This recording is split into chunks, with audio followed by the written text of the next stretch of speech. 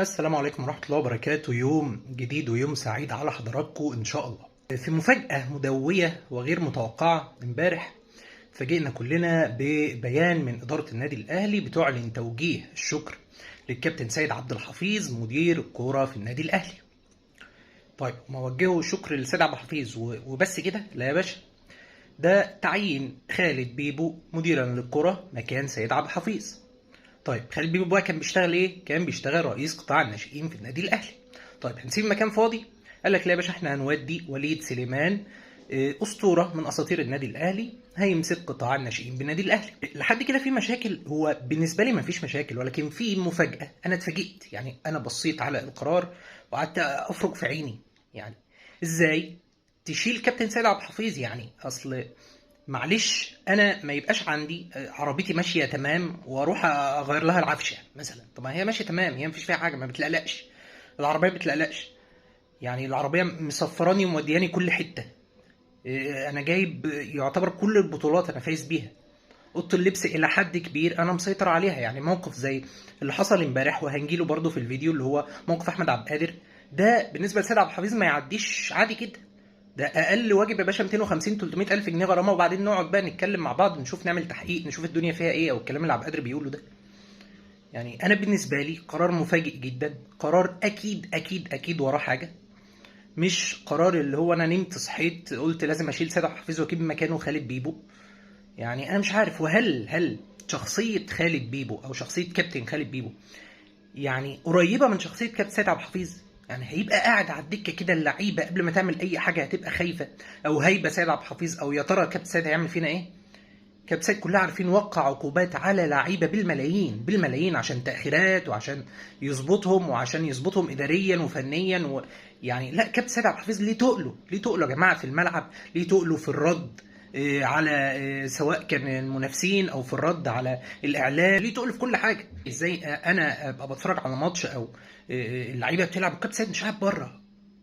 بالنسبه لي قرار غريب جدا، قرار عليه 300 ألف علامة استفهام. ولكن برضو بنحاول ان احنا نسأل او نتواصل بمصادر في النادي الاهلي. الرد اللي بيجي بيقول ان والله ده احنا عايزين نجيب دم جديد وسنة الحياة ولازم تغيير، وعايزين نجدد الدماء ونعد كوادر جديدة ماشي يا باشا، جدد الدماء، عد كوادر جديدة، اعمل اللي انت عايزه، بس يعني كابتن سيد ماله؟ يعني ماذا فعل سيد عبد الحفيظ لكي يغادر إدارة الكرة بالنادي الأهلي؟ واحد من أنجح مديرين الكرة بالنادي الأهلي على مدار عصره، أو على مدار عصور النادي الأهلي كله، واحد من أنجح مديرين الكرة. بالنسبة لي قرار غريب جدا، عليه مليون علامة استفهام، وهيبان، يعني هيبان أكيد. لكن أنا من حقي كمشجع إن أنا أفهم، يعني على الأقل أفهم الراجل ده مشي ليه، الراجل ده عمل إيه عشان يمشي، الراجل ده إيه حيثيات توجيه الشكر ليه. طبعا هو مش إقالة، ومش يعني إن إحنا مشيناه، لا، هو توجيه شكر الكابتن سيد عبد الحفيظ، وعرضوا عليه كمان منصب في شركة الكرة إرضاء يعني لكابتن سيد عبد الحفيظ، وتقديرا لجهوده ومجهوداته اللي عملها مع النادي الاهلي التي لا ينكرها الا جاحد بصراحه. اخر حاجه بالنسبه لي في موضوع كابتن سيد عبد الحفيظ، ان الموضوع ده وراه حاجه، وهندور لحد ما نجيبها، واول ما نجيبها ان شاء الله هنوافيكم بيها. ولكن الموضوع ده وراه حاجه، مش معمول كده هباء. يعني ما ناموش بالليل صحيوا لا احنا نقيل كابتن عن السيد عبد الحفيظ، لا، اكيد في حاجه ورا حاجه. نروح للموضوع التاني بقى، وهو موضوع احمد عبد القادر. يعني احمد عبد القادر كان نزل بوست على الفيسبوك عنده بيقول ان في ناس او صفح بياخدوا فلوس عشان يهاجموا لعيبه، او يعلوا لعيبه، او ينزلوا من نفسيه لعيبه، بعد ما كان عمل صوره ليه ونزلها وقال اجازه وخلاص. ناس كده دخلت كتبت له بقى احمد مش قادر، اجازه على يا ابو حميد، انت عملت ايه اصلا في الموسم ومش عارف ايه. انا عندي في الموضوع ده شقين، شق اللعيب وشق الجماهير.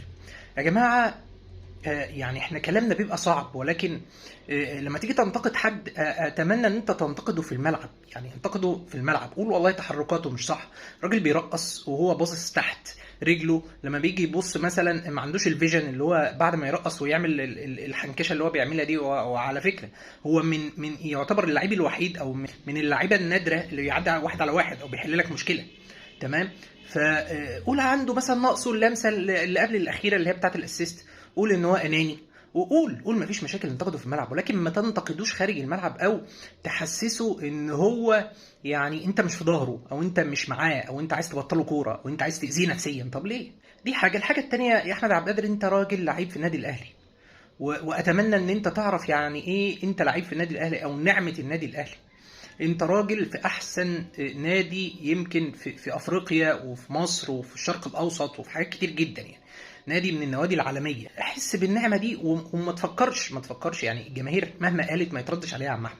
هو مفيش حاجه اسمها ماشي يا عم في لجان الكترونيه وفي ناس بتدفع لناس، وفي ده على مستوى مصر كله يعني، على مستوى فنانين، على مستوى سياسه، على مستوى كل حاجه، على مستوى كل حاجه في لجان الكترونيه وموجوده ومش هتخلص. ولكن مش معنى ان انا يا عم احمد لما اقول لك انت بتلعب مثلا ناقصك رؤيه، ناقصك حاجه، يبقى انا ما قابض من حد تاني. لما اقول لك انت احسن لعيب في العالم يبقى انت اعطيني 2000 جنيه. لا يا باشا، ما احناش بتوع كلام من ده. فاللي انا بقوله لاحمد عبد القادر، انت بتلعب في النادي الاهلي، بتلعب في نادي كبير، ما ينفعش تطلع تهاجم الجماهير ايا كانت، ما ينفعش تطلع تهاجم الناس وتقول ان هي بتدفع فلوس عشان تعلي ناس وتوطي ناس، بتهاجم زمايلك اللي في الفريق. الموضوع مش هيعدي بالساهل. النادي الاهلي مش هيسكت على اللي حصل ده، فاستحمل بقى يعني، استحمل اللي هيحصل، وحاول على قد ما انت تقدر ان انت تركز في الملعب وترد على الناس اللي بتنتقدك في الملعب.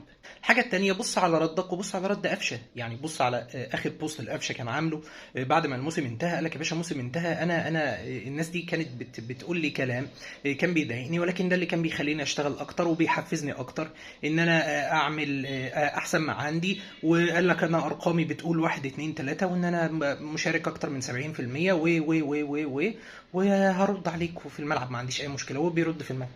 انت لما تبقى كويس صدقني احنا اول ناس هنطلع نقول ان انت كويس، ولما تبقى مش كويس اول ناس هتطلع تنتقدك في الملعب باحترام شديد وبدون تجريح وبدون اي غلط في شخصك يعني. اخر حاجه هنتكلم فيها في فيديو النهارده وهي غرامه كهربا.